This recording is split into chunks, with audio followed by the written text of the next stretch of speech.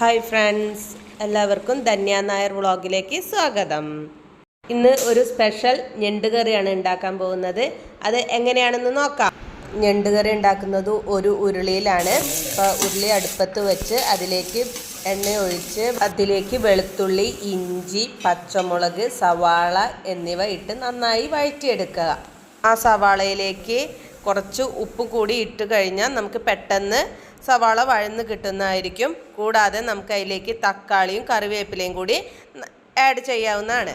അപ്പോഴേക്കും നമുക്കൊരു പാത്രത്തിൽ ആവശ്യത്തിന് മല്ലിപ്പൊടി, മുളക് പൊടി, മഞ്ഞൾപ്പൊടി, കുരുമുളക് പൊടി എന്നിവ ചേർത്ത് ഒരു മിക്സ് ചെയ്ത് അത് നമുക്ക് വഴറ്റി വെച്ച സവാളയിലേക്ക് ചേർക്കാവുന്നതാണ്. കൂടാതെ നമുക്കതിലേക്ക് പുളിവെള്ളം കൂടി ആഡ് ചെയ്യാം. ആവശ്യത്തിനനുസരിച്ചാവണം പുളി ചേർക്കേണ്ടത്. അതിനുശേഷം വൃത്തിയാക്കി വെച്ചിട്ടുള്ള ഞണ്ടും അതിലേക്ക് ചേർത്ത് നന്നായി ഇളക്കി ആവശ്യത്തിന് വെള്ളം ഒഴിച്ച് നമുക്ക് വേവിച്ചെടുക്കാവുന്നതാണ്. അങ്ങനെ നമ്മുടെ ഈസി ഞണ്ട് കറി റെഡി.